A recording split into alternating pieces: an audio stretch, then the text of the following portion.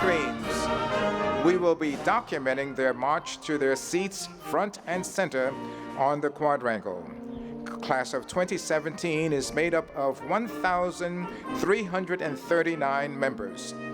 The largest major in arts and sciences is psychology, and the largest major in engineering is computer science.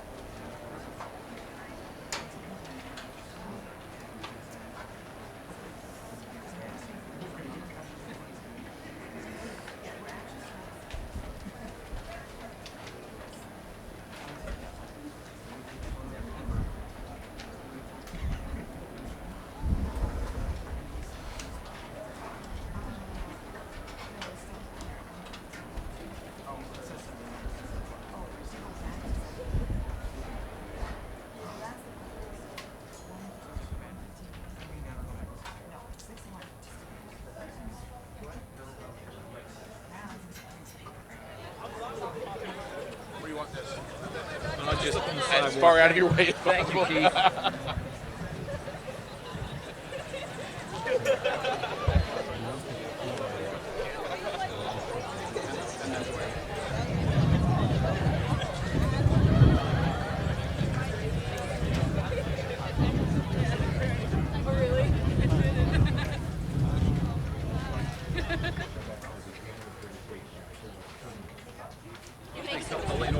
Yeah, I hear. Hey, when we go to this camera.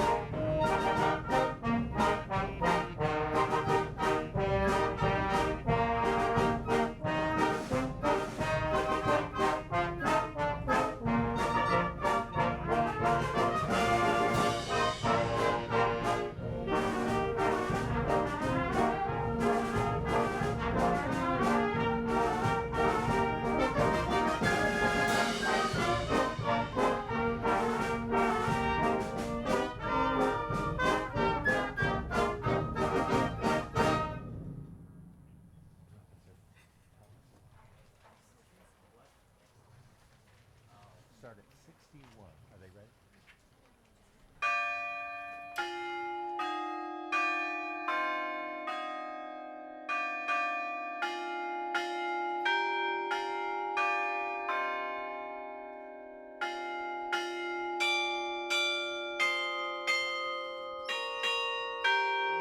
A medley of the Dandelion Yellow and the Commencement Hymn.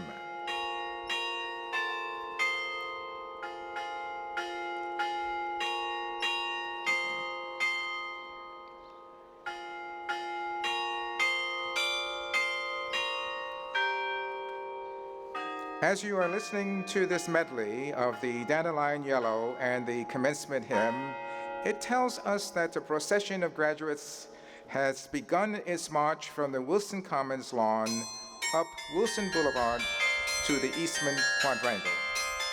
In preparation for the arrival of the academic procession, please keep the aisles on the quadrangle clear.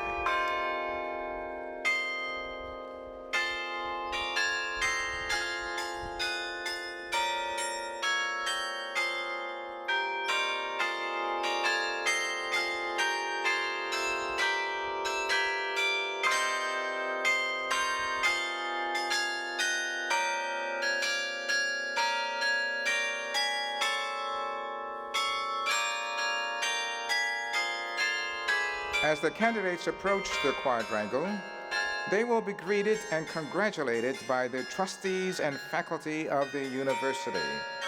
President Joel Seligman, Provost Robert Clark, Danny Wegman, Chairman of the Board of Trustees, University Trustees Ed Hagem, Lawrence Kessler, Evans Lamb, and Robert Whitmer, Jr.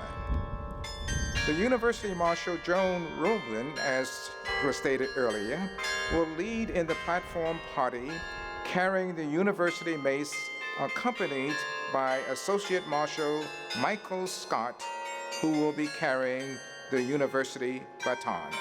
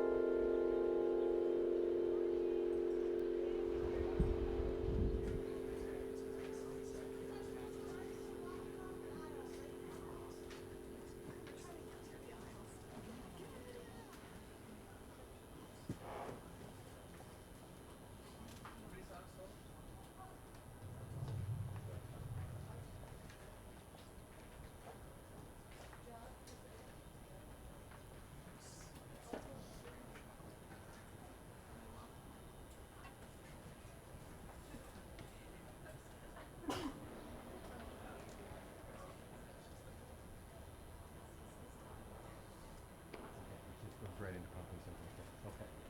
61. 61 pump and circumstance. 61.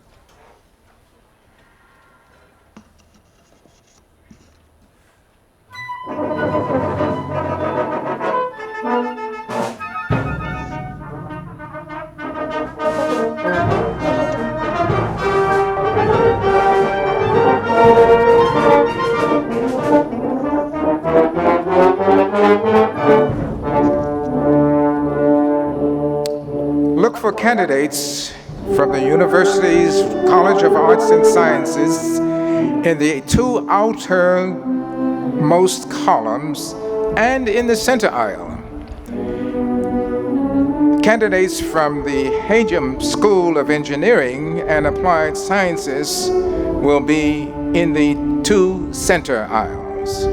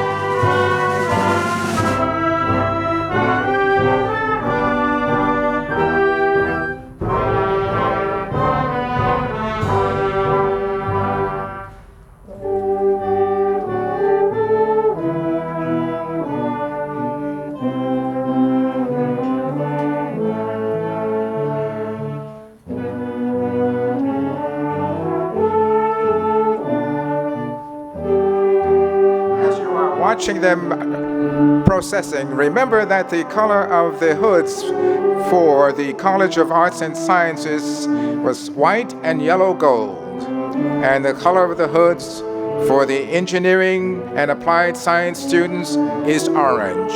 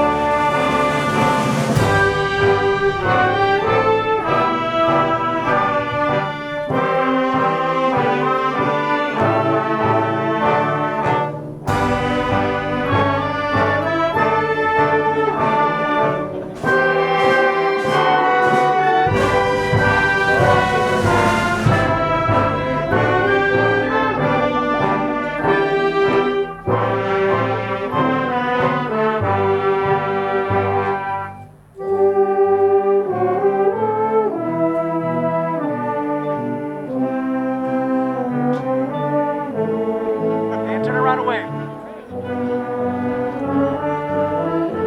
Show it to me again. Show it to me.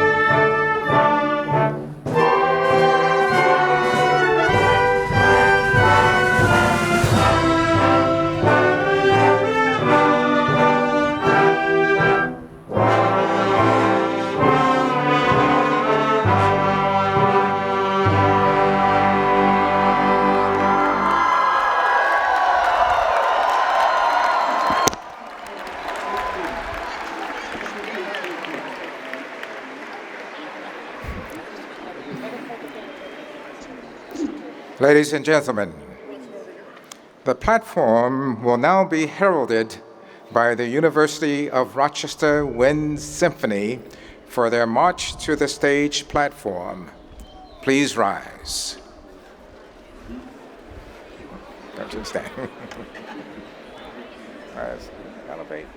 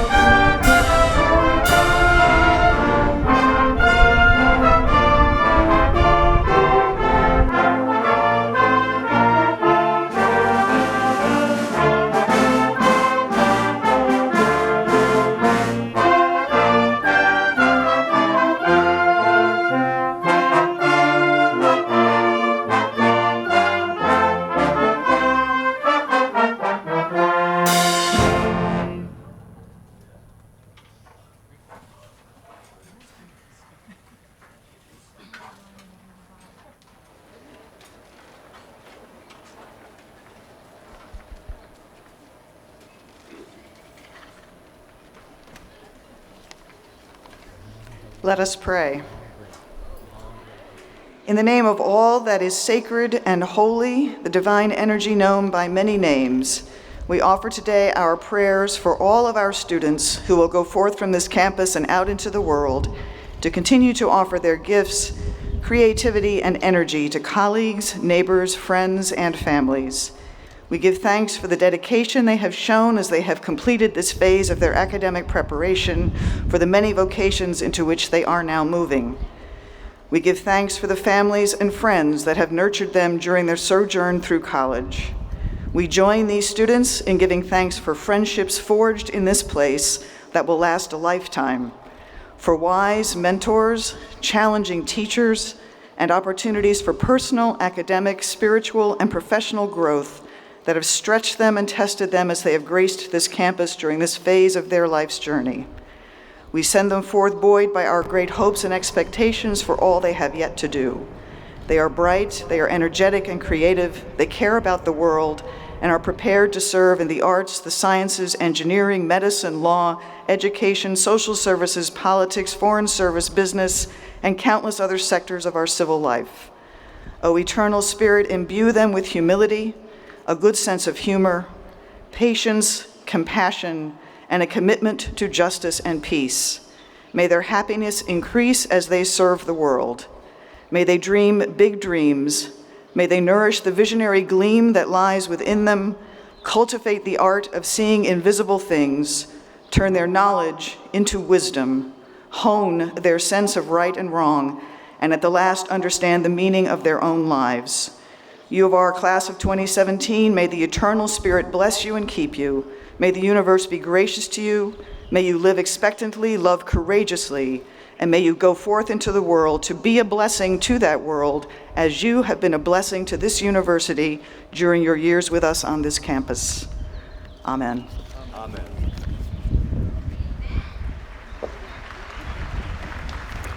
Good morning. My name is Danny Wegman, and I'm yeah, man. Okay. And I'm supposed to ask you to sit down, please. Please be seated. Thank you. All right. I get by with a little help from my friends. And anyway, I'm chairman of the Board of Trustees of the University of Rochester. And on behalf of the board, and in particular the trustees who are here today, including two immediate past board chairmen, Ed Hagem and Bob Whitmer, it's my privilege to welcome you to this ceremony, which recognizes and celebrates your graduation. You have completed one of the major steps in life's long journey and have done it at one of the outstanding educational institutions in the world. Wherever you go, you will find Rochester alumni doing remarkable things, and we know that each of you will do the same. Allow me to offer a few words of advice that I hope may be helpful to you. First, do what you love and give it your best. If you do what you love, you'll never work a day in your life.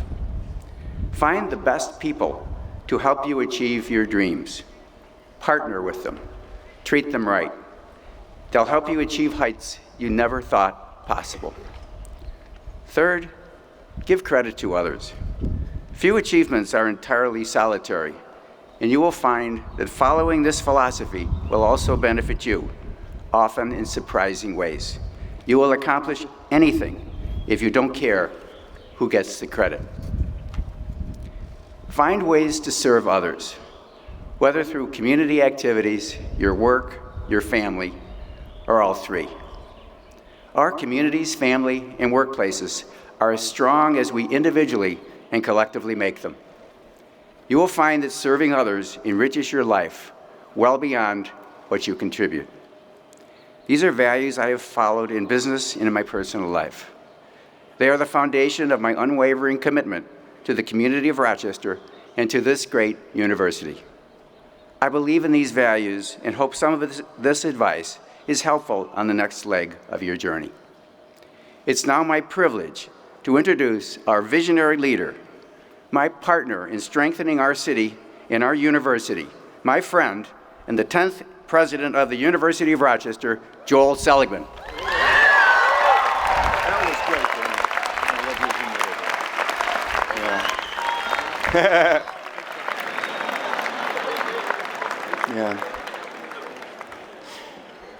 On behalf of the University of Rochester, faculty, administrators, and staff, let me also congratulate you. After long, hard years of study, you've made it. This is your day of triumph. This is your day of joy. We join in this celebration. And each member of the class of 2017 knows that he or she has succeeded because of the love and support of family and friends. This is also their day of triumph and their day of joy. Class of 2017, join me in a big round of applause for those who nourished and supported you.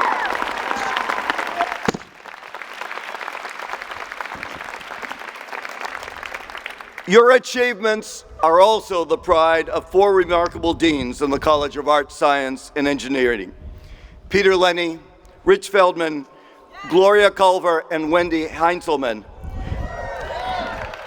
Peter, Lenny, and Rich Feldman are completing 11 extraordinary years as deans, and in July they will step down and rejoin our faculty. Let's have a special round of applause for these 2 extraordinary leaders.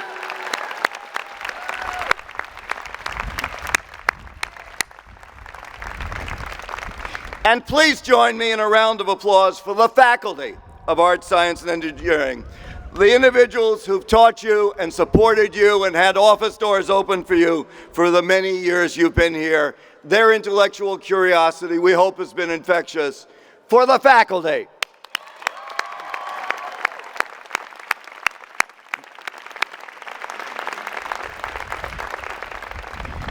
We celebrate this year a kind of miracle. 90 years ago, we broke ground for this river campus. Planning for the river campus began in the 1920s. In the aftermath of, to that time, the greatest tragedy in human history our world had ever experienced, what we now call World War I, but was then the Great War, or the war to end all wars. For 4 years, more than 70 million individuals were mobilized in the most destructive conflict to that time in human history.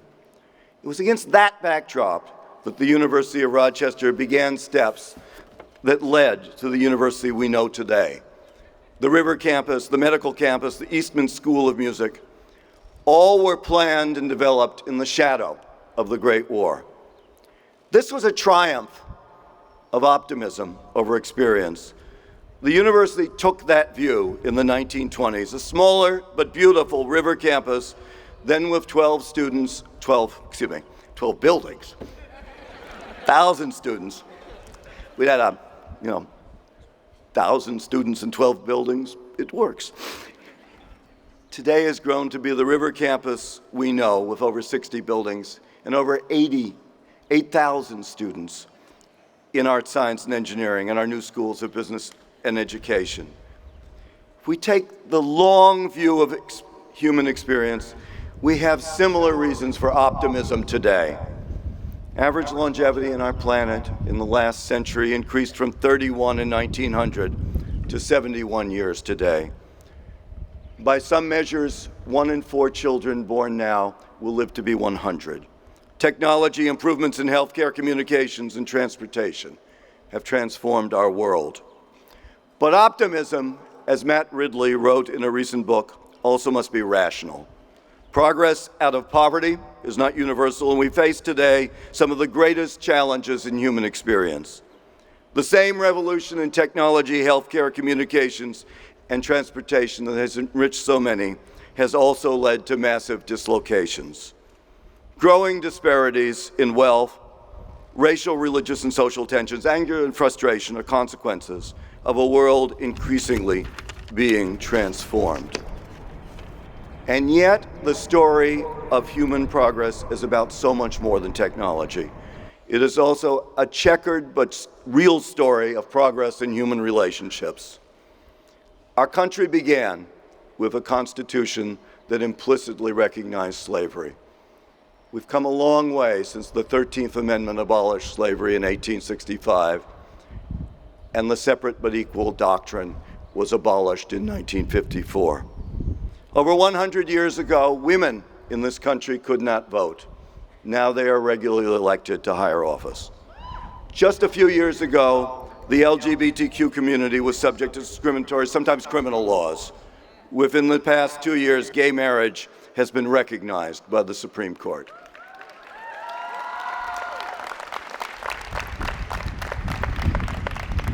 Your lives will bear testament to further progress, and it will be the consequence of the highest standards of intellectual discipline, freedom for all to speak, including those with whom you may disagree, and welcoming and inclusive communities. Let us value every human being. Let us mutually support each other. Value especially your family, your friends, your faith or affinity communities. From their strength, you also will thrive. You are an amazing class. All of us at the university are proud of you and join in celebrating your success today as graduates, tomorrow as leaders. You are, in fact, the greatest generation. You are as well prepared for life's challenges as any class we have ever graduated. You have learned the value of the most important gifts we can share: critical thinking, perseverance, the value of working with others, your personal commitment to Meliora. You will succeed because of your talents, your education, your work effort. Class of 2017, live with the long view. You have profound and demonstrated talents and extraordinary opportunity. You are ready to commence on your journey. I encourage you to pursue your dreams, to work hard at realizing them, and in the course of life's events, to do everything you can to make the world ever better. Today, you don't really leave us. You will always be part of the Rochester family. This will be your alma mater. And go forth with the confidence and knowledge we are so proud of you. We wish you the very best. Meliora.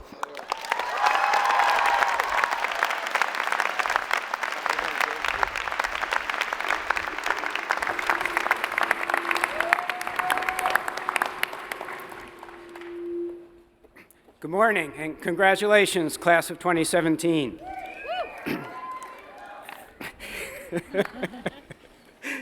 At a special award ceremony yesterday, the annual presentation of the Singer Family Prize for Excellence in Secondary School Teaching was presented to 4 distinguished teachers who were nominated by 4 of our graduating seniors.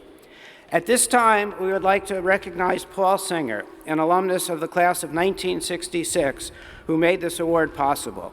We were fortunate to have Mr. Singer with us at the ceremony yesterday and with us here this morning over on the stage to my left. Paul Singer, please join me in recognizing him.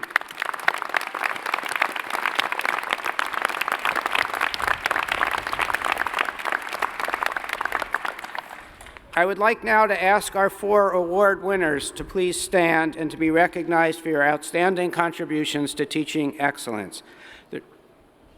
They are here, I believe. There they are.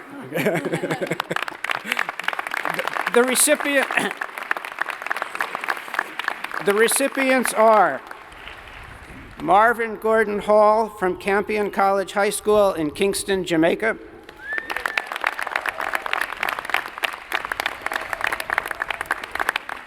Deborah Morand from Pittsburgh High School in Pittsburgh, Massachusetts.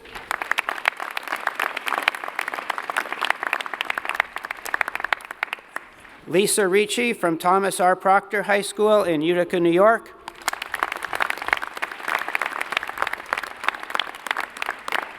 And Jesse Warren from Pomona High School in Arvada, Colorado.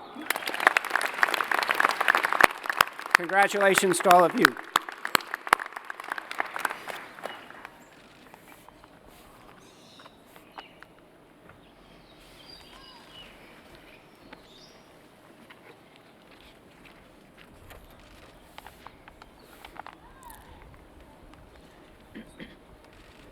Mr. Provost, I have the honor to present Cara Bren for the Edward Peck Curtis Award for Excellence in Undergraduate Teaching. Cara Bren has brought the complex world of chemistry to life for a generation of Rochester students. Those in Professor Bren's classes discover that their engagement in the science of chemistry will equip them with the analytical skills they need to lead successful lives as scholars, researchers, and citizens. Professor Bren instills in her students a richer understanding of the field, while also helping each of them to find a more fully grounded confidence in their own abilities to succeed. Professor Bren is a nationally recognized researcher who has won accolades for her innovative approaches to teaching. Students leave her courses steeped not only in the understanding that learning can be fun. Ask her former students to sing a few lines of the Rochester chemistry classic, Cobalt Cabana, for example. But also with an abiding appreciation for how a single scientific field can touch the lives of people across the university and around the globe. Her rapport is genuine, built from a demonstrable commitment to understanding the goals of each individual student and supporting those who call on her for help in achieving their aspirations. Students and colleagues seek Professor Bren out as a mentor, educational leader, and friend. Mr. Provost, I present Cara Bren for the Edward Peck Curtis Award for Excellence in Undergraduate Teaching.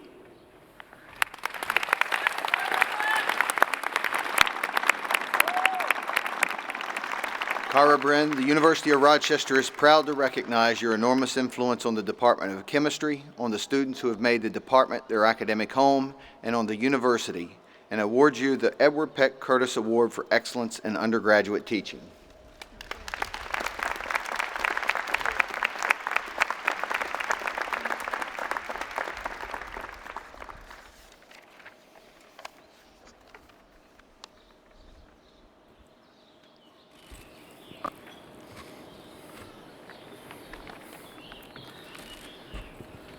Mr. Provost, I have the honor to present Thomas Ike Bush for the Edward Peck Curtis Award for Excellence in Undergraduate Teaching.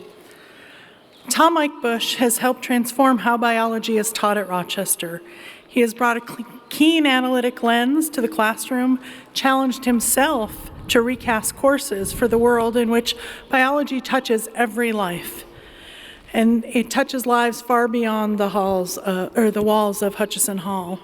The result has been a series of innovations to many of the foundational courses in the Department of Biology, initiatives that have not only improved how material is presented, but have also greatly expanded the opportunities for students to succeed.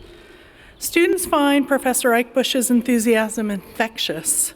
He engages them as partners in learning. His lively Socratic method demonstrates that scholarship is a conversation, one that does not stop with an answer that is given or when a final exam is taken, but one that is a lifelong collaboration, rich with critical analysis, and that will guide students throughout their lives as scientists and citizens. Colleagues praise Professor Ike Bush as a teacher, researcher, educational leader, and career mentor. He is involved in all aspects of the department and is frequently called upon for his advice and expertise within the broader university community. He has generously answered those calls, committing himself to ensure that all members of the community have opportunities they deserve to do their best work. Mr. Provost, I present Thomas Ike Bush for the Edward Peck Curtis Award for Excellence in Undergraduate Teaching.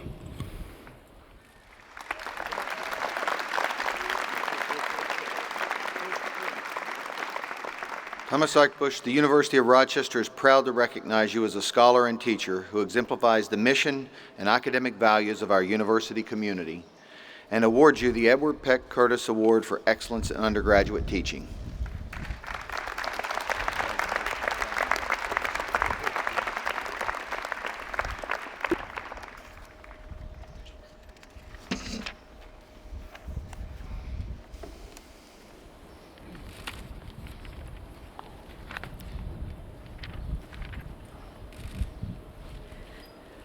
Mr. Provost, I have the honor to present Douglas Kelly for the G. Graydon 58 and Jane W. Curtis Award for Non-Tenured Faculty Teaching Excellence. Douglas Kelly is a master at inspiring educational engagement in problems that have intrigued scientists for centuries. In courses on fluid dynamics and related subjects in mechanical engineering, Professor Kelly challenges students to put hard numbers to a soft, swirling world of mixing liquids and other components.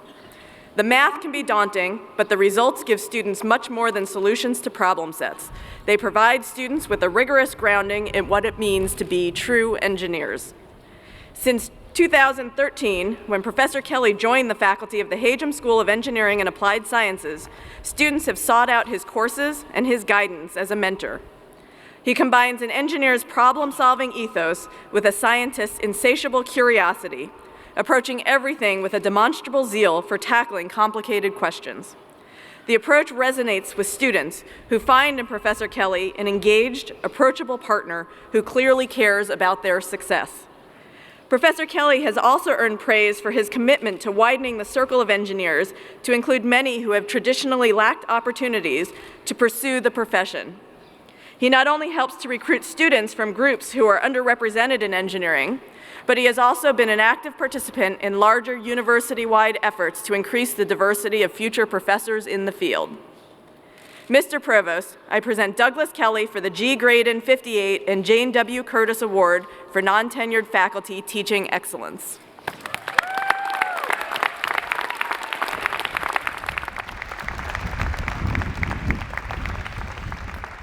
The University of Rochester is proud to honor Douglas Kelly, who early in his career has demonstrated a remarkable potential to transform the lives of students, their families, and their communities, and awards him with the G. Graydon 58 and Jane W. Curtis Award for Non-Tenured Faculty Teaching.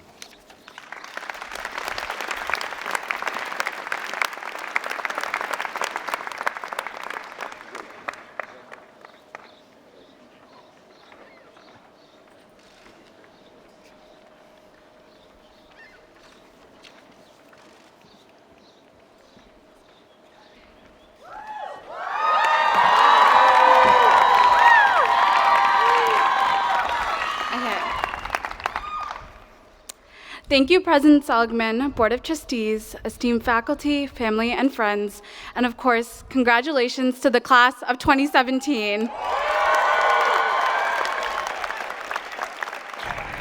Before I begin, I would like to thank the 2017 Class Council, Jason Altabet, Elizabeth Beeson, Antonio Cardenas, Scott Fu, Hannah Greenwald, Samuel Lawyer, Samantha Leiner, Stephen Wegman, and our extraordinary advisor, Byron McGee. Also, I feel that it is extremely important to extend a thank you to our parents and support systems that have supported us during our college career. We would not be here today without you.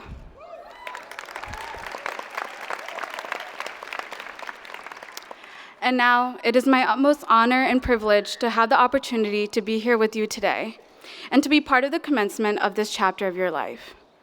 At the end of the semester, I realized that I had the daunting task of compiling and organizing all of our experiences, thoughts, and emotions from the last 4 years into a single 5-minute speech. And in typical college fashion, I just sat there, stared at my computer screen, and did nothing. In the midst of my procrastination, I found myself laying down on the grass of the same quad we are sitting on today at 2 a.m. staring at rush trees.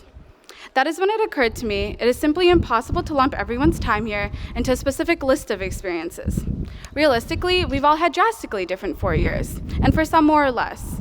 However, there's something that unites us as a class, and furthermore a student body. And it is that every single student here is passionate about something, some cause, some reason.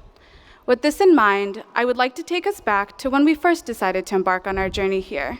For many, the decision to attend the University of Rochester was unquestionable, and for others, it was extremely difficult.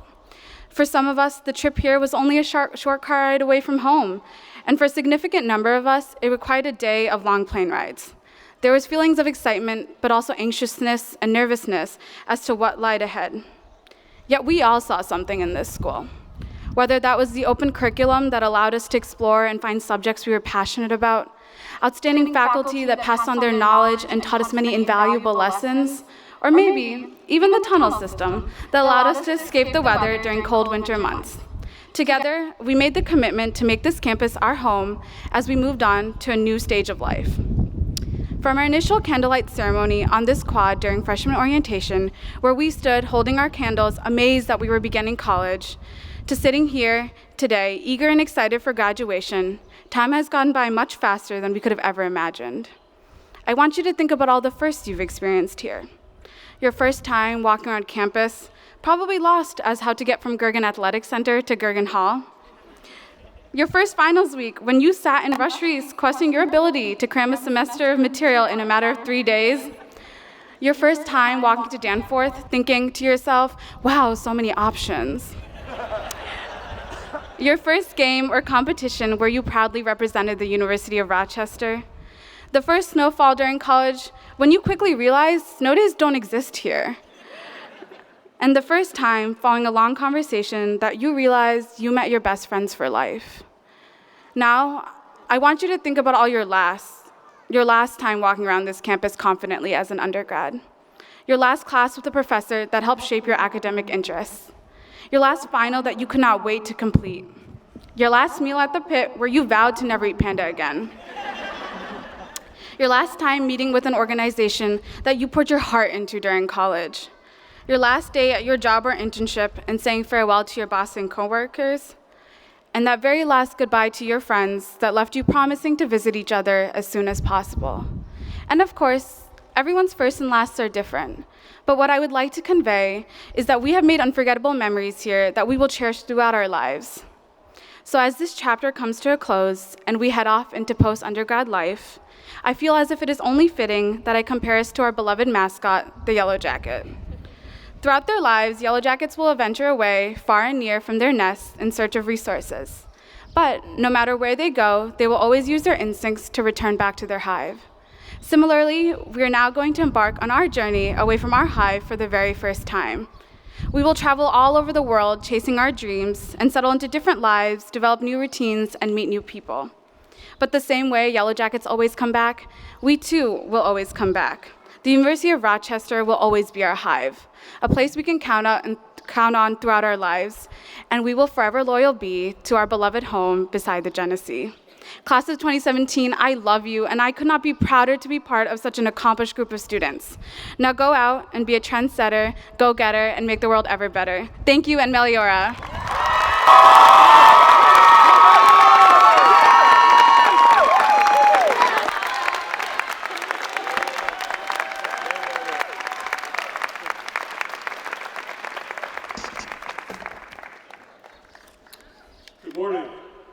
Mr. President, I have the honor to present Paul Singer for the degree of Doctor of Science, honorary.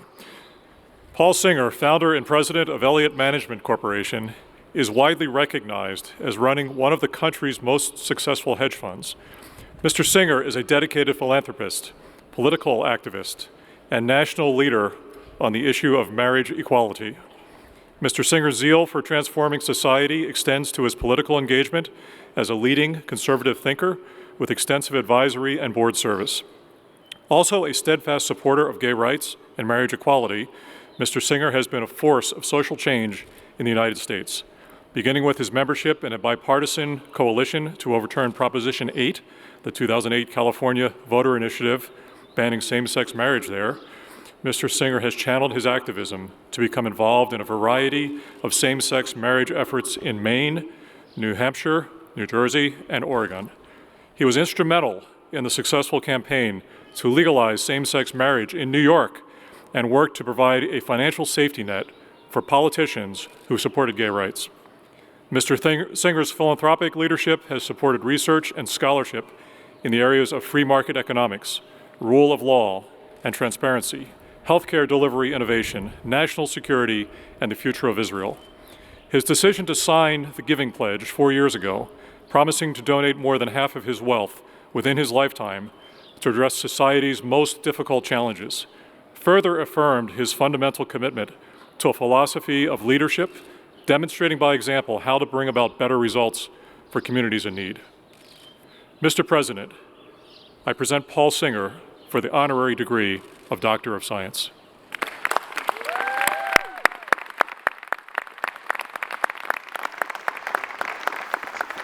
The University of Rochester is proud to acknowledge Paul Singer for his business success, tireless advocacy, political leadership, and extraordinary example as a philanthropist.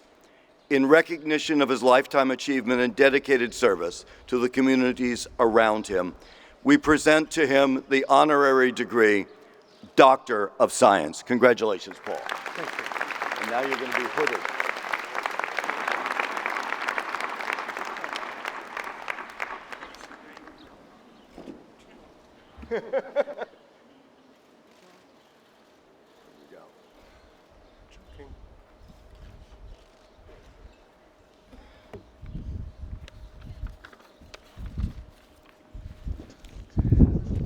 President Seligman, graduates, ladies and gentlemen, you're very kind, and I thank you for this great honor. The principal speaker at my graduation from the U of R 51 years ago was Richard Nixon, who was a... Yes, it's true. Who was elected president 2 years later in 1968. Nixon didn't get the warmest reception. It was the 1960s, a tumultuous time. That particular day, though, things were actually pretty tame, and Nixon came and went without much drama.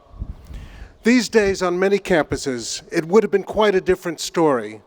Things have come quite a ways since the days of polite applause and tea and muffins. Some invited speakers don't even get their moment at the microphone, or if they make it that far, they get shouted down or chased away. The idea seems to be that free and open expression is a fine thing, but not everyone deserves it. How do we know who gets to speak and who doesn't? On a number of campuses, it's left for the mob to decide. I'm glad that this trend has not been a terrible problem at Rochester. The worst examples are still from elsewhere. Some colleges have actually created so-called free speech zones, restricting students to tiny patches of ground where certain opinions can be expressed. Then there are safe spaces and bias response teams ready to rush in at the least perceived grievance. The offenders might be conservative or they might be liberal. No one is above suspicion. George Orwell remarked that if liberty means anything at all, it means the right to tell people what they do not want to hear. So how then, at some American universities today, does freedom get passed off as the right to hear only what we want to hear? How did some of our citadels of open inquiry and free speech become so fearful of both? Many campuses have gone from upholders of free and creative thinking into enforcers of acceptable thought. We hear a lot about tolerance, diversity, respect, and inclusion, yet somehow in practice at some places, including purported elite institutions, we see the exact opposite among students and faculty: intolerance, conformity, contempt for dissenters, and constant division and exclusion. Donors, trustees, and alumni should bristle at these trends and speak up, for they bear a unique responsibility for the good and bad within their institutions. In my industry, investment management, the ability to think for yourself, to break with the pack, is essential. And a touch of humility, that always helps too. It keeps us open to the ever-present possibility that we might just have something more to learn, and helps guard against the possibility that you get run over when the herd is stampeding. These qualities are increasingly lost at many American campuses today. This adds up to a rather uninspiring view of the university and the world. College is where freedom of thought is supposed to count for everything, yet it's exactly the thing that some students and faculty choose to give up. The author Viktor Frankl, in describing the radicals of another time, said, "They don't have opinions, their opinions have them." Why does all of this matter? Among other reasons, because it smothers the virtues that we count on in a free society. The last thing we need in this country today is more groupthink. And that's what you get when universities are telling you what to think instead of how to think for yourself. Nothing is easier than just falling into an ideological rut and letting the herd decide which way you're going. When that happens to enough people, it's the future of our country we're talking about. We shouldn't just ignore this and hope for the best. The good news that on the right and the left alike, more people are onto this problem, coming together in defense of the rights and standards we share. And for my part, I plan to support these people in every way I know. These men and women understand that every university in America should be a safe place, a safe space for honest inquiry and free speech for everyone. This means true diversity of opinion and respect for others with opposing views. There is such a thing, after all, as polite disagreement, and at a place of higher learning that is never too much to ask. As this audience hardly needs reminding, there does come a day when you leave college, and good luck to anyone who thinks that the terrain doesn't change. I fear for any student who has spent 4 years under the spell of some fashionable orthodoxy, sharing their safe spaces with people constantly telling them how right they are. If it's comfortable, that's just the false comfort of being disconnected sometimes from reality. Having independence of mind is no assurance that you'll always be right. It usually improves the odds, though. The further away you get from groupthink, the more you are what you were meant to be. Your own man, your own woman, finding your own way. There's dignity in that, because it means you're thinking and living with integrity, the one path that will never lead you wrong. I wish that for each of you. Good luck to the class of 2017.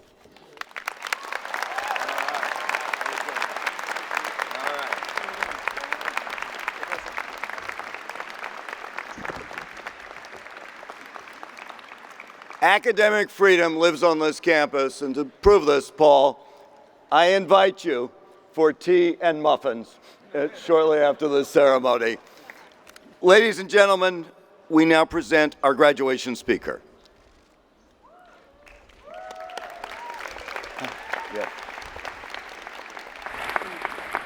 Mr. President, I have the honor to present the Honorable Jimmy V. Rayner for the Charles Force Hutchison and Marjorie Smith Hutchison Medal.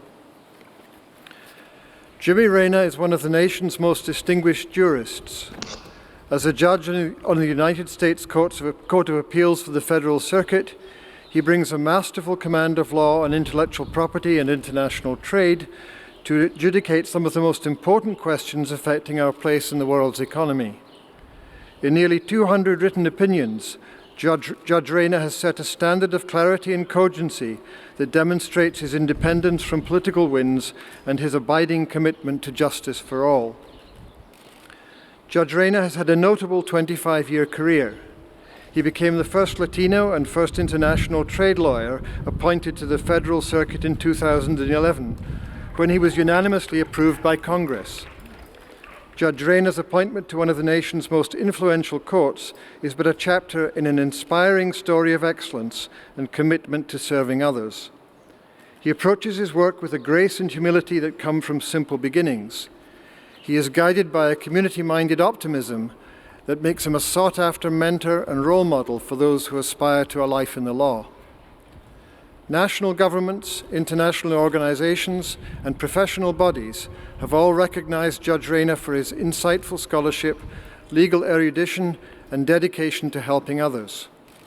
His leadership in organizations such as the Hispanic National Bar Association has resulted in initiatives to instill greater trust and confidence in the nation's legal and governmental institutions among communities that have often voiced skepticism about their fairness. Recognizing his efforts to open doors to successful Latinos living in the United States, the government of Mexico awarded him its highest honor for a non-citizen.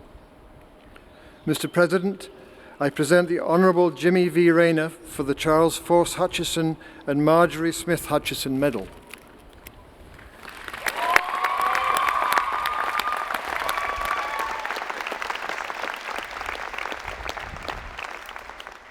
Thank you, Dean Lenny. The University of Rochester is proud to count Jimmy Rayner as a member of our university family.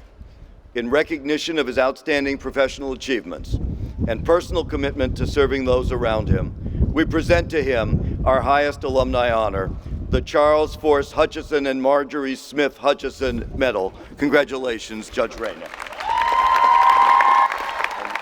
You probably could put these here.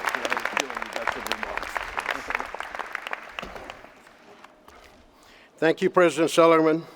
I thank all of you.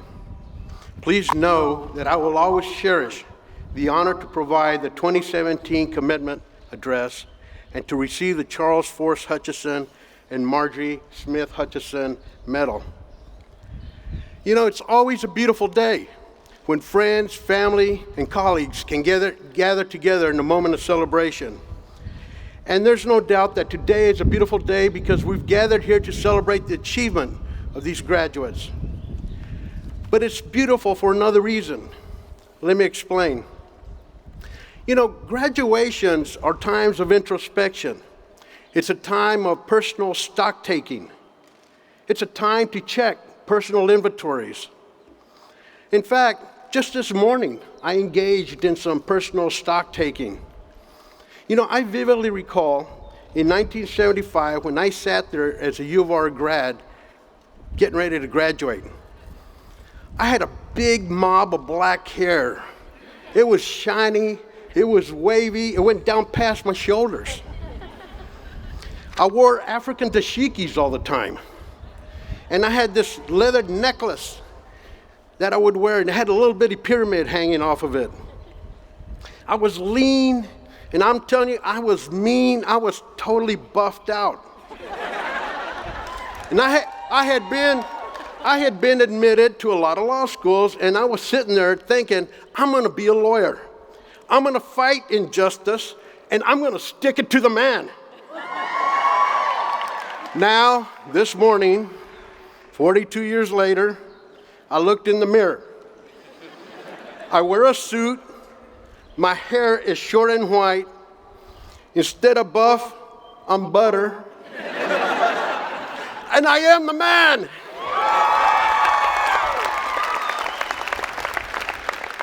There is one constant in my life that has only gotten better with time. You see, moments upon arriving at the U of R as a freshman, I met the most beautiful and the smartest girl in the world. Dolores and I were married our freshman year, and we graduated together as part of the class of '75. We were great partners then, and we are now. And sitting here with her today here is our wonderful son, Justine, who is also a U of R grad in 1999.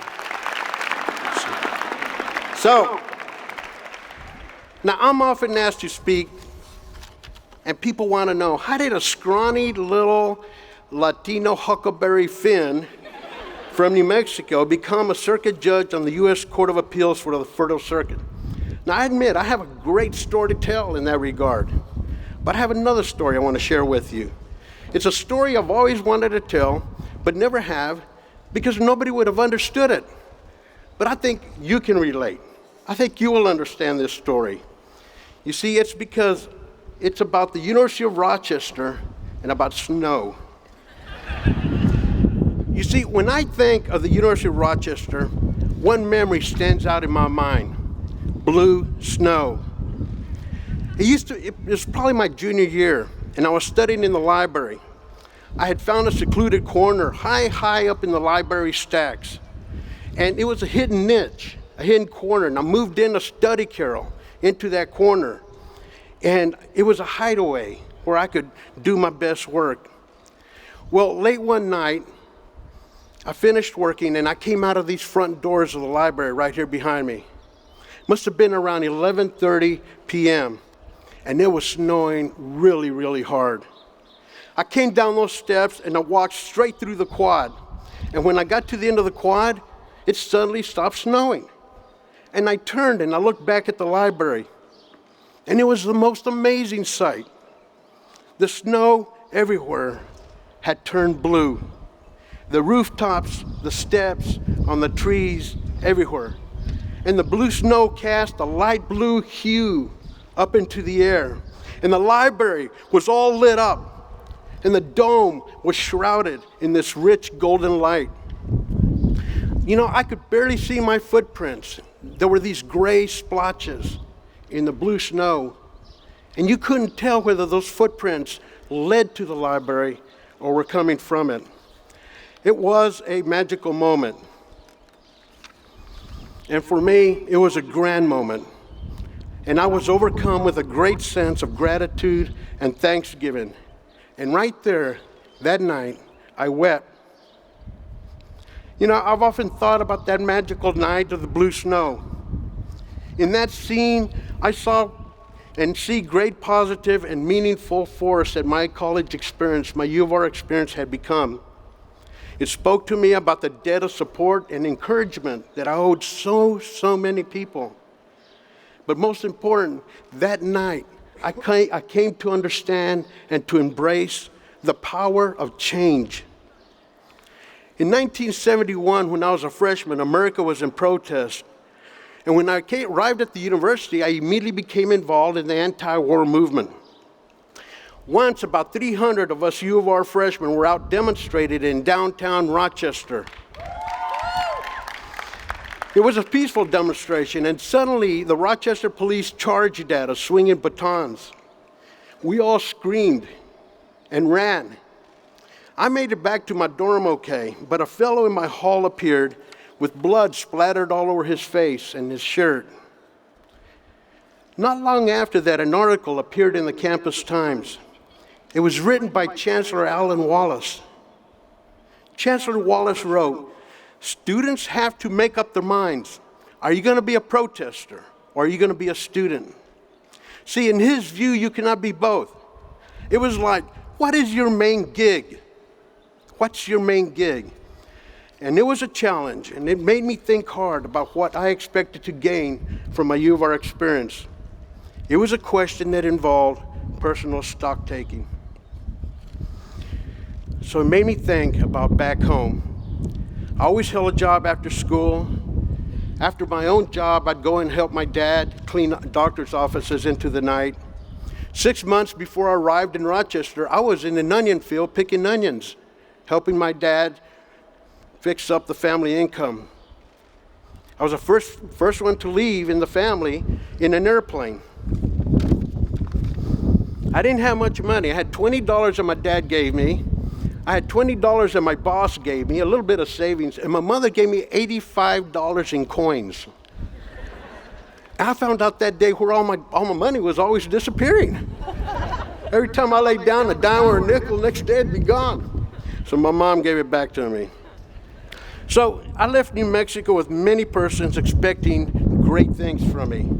To my parents, I was an investment. To my immediate friends, I was the vanguard of joint dreams that we had to explore the world, to see and to learn great things, and to walk among great people. To friends and family, I had crossed the threshold of dreaming, and I was now stepping into the battlefield of change. You see, it's only on the battlefield of change that a dream can be captured. And for a minute, I thought I'd travel alone, but in fact, I was traveling with an army of support marching behind me. You have an army of support marching behind you. And as of today, it's not just your parents, it's myself, it's everybody here, everybody over there, your professors, the whole U of R community is part of your army of support. Well, I came to really enjoy my Rochester life. I once took an advanced seminar, and we would meet at Professor Winthrop Hudson's house late in the afternoon. His wife would bring out cookies and hot chocolate, and we would sit before a roaring fire talking about different things. And one day, one of my classmates said, I was talking about social change, and one of my classmates said, "What Jimmy's arguing about," he said, "he's arguing about social acculturation." My other friend said, "No, Jimmy's not arguing social acculturation, he's arguing social determinism." And I thought, how utterly cool is that? Two of the smartest kids I have ever met are arguing theories over my views of social change. But in truth, I came to love, to be in awe of my fellow students, of my professors. I love the campus, the buildings, the tunnels, the athletic fields. I even took a liking to Genesee Cream Ale. Right? And instead of like Pedro and Benny and Eli, I had new friends whose names were like Seth and Howie. I was fascinated with the Jewish religion. And of course, I finally came in and I gave in to the snow. So what made that night of the blue snow so magical? I think it was gratitude for the love and support that propelled me to the U of R and that embraced me, and to the university that embraced me and gave me the best education available. But even more so, that night, the magic was from a realization that I had become a different man. And I really liked this man I had become. I never got a chance to thank Chancellor Wallace for the hand he had in shaping my own destiny. And I'm not going to pass up this chance. I'd like to take this moment and publicly thank President Seligman and all the trustees for helping help me define my destiny in life. Thank you. Thank you. Thank you. Thank you. And now I reach back 40 years, and I'm going to ask you, Chancellor Alan Wallace's question: what is your main gig? What is your main gig? To the graduates, we celebrate your achievement and we mark your support for your new destiny, your new gig. But I ask, what is your dream? And is your gig in line with that dream? And that question is not just limited to the graduating class. For if there's a single factor that unites us today, it's that we all have things in our lives that are undone. The book to finish that we want to write, research that needs closure, and a strange love that we need to embrace. Or perhaps, just perhaps, you're not yet that woman or that man that you want to be or that you need to be. You see, I believe that each moment of our lives we're standing on two lines. One is the line of quit. The other is the line of begin again. The great secret of life is that we can always begin again. We can always start over. Again and again and again. And if we stop, start again and again and again. You can restart the research, recommence writing the book, begin again that diet. Through their achievement, which we honor today, this graduating class has given us a gift. It's a reminder that the good race is not about winning and finishing.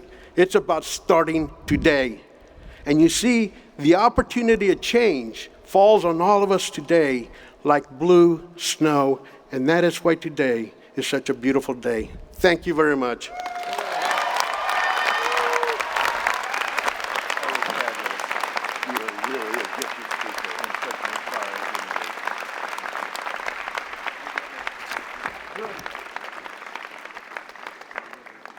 Thank you, Dr. Reyna.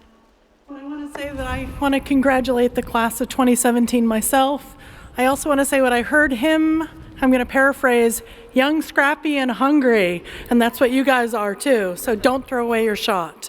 So. Will the candidates for the bachelor's degrees in arts and sciences please rise?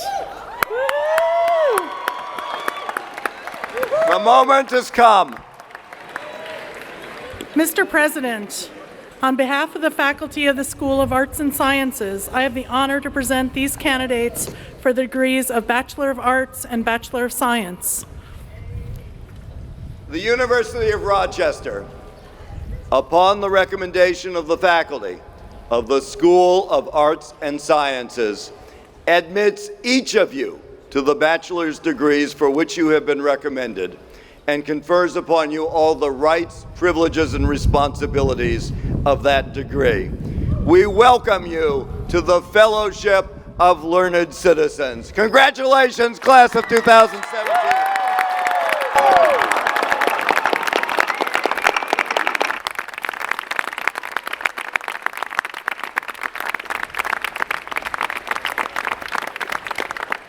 Please be seated.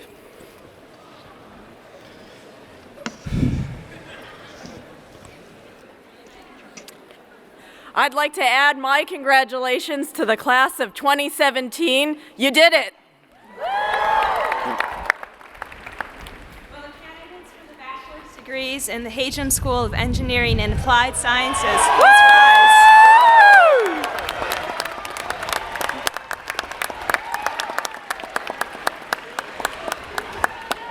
Mr. President, on behalf of the faculty of the Hagem School of Engineering and Applied Sciences, I have the distinct honor to present these candidates for the degrees Bachelor of Arts and Bachelor of Science. The University of Rochester, upon the recommendation of the faculty of the Hagem School of Engineering and Applied Sciences, admits each of you to the bachelor's degrees for which you have been recommended and confers upon you all the rights, privileges, and responsibilities of that degree. We welcome you to the ranks of this learned and accomplished profession. Congratulations, class of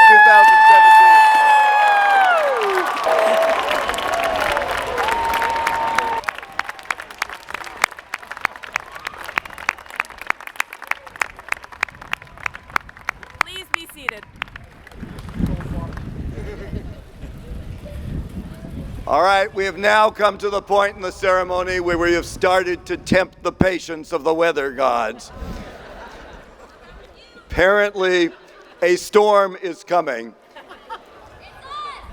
So I am going to finish this ceremony in a smaller time than I can run a mile. Many students have distinguished themselves by exceptional academic performance. Will all of those whose degrees are granted with honors or with distinction please rise?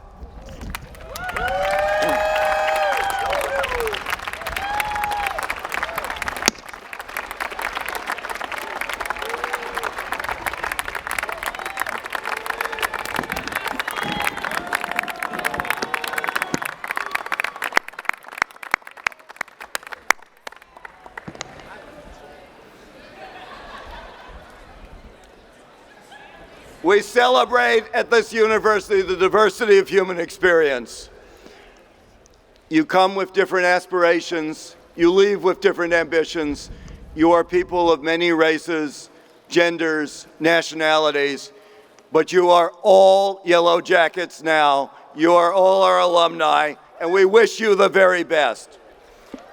Today, as we conclude this ceremony, there will be brunches, receptions, and diploma ceremonies into the afternoon, all with roofs over them. Many of us will meet you at these ceremonies. Please rise now for the university's alma mater, the Genesee, sung by our great a cappella groups, the Yellow Jackets, the Midnight Ramblers, Vocal Point, Trebellius, After Hours, and Passapella. For that small number who have not committed these words to memory, they're on the last page of your program. And at the conclusion, please remain in your places until we have had the academic procession leave the quadrangle. Most of all, congratulations, class, and thank you all for joining us.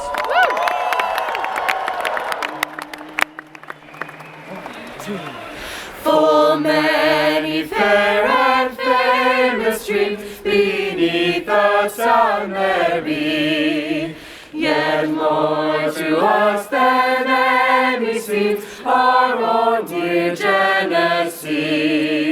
We love thy banks and stately falls, for to our minds they bring our dear old alma mater's halls, where sweetest memories cling, as flows the river gathering forth along her steadfast way.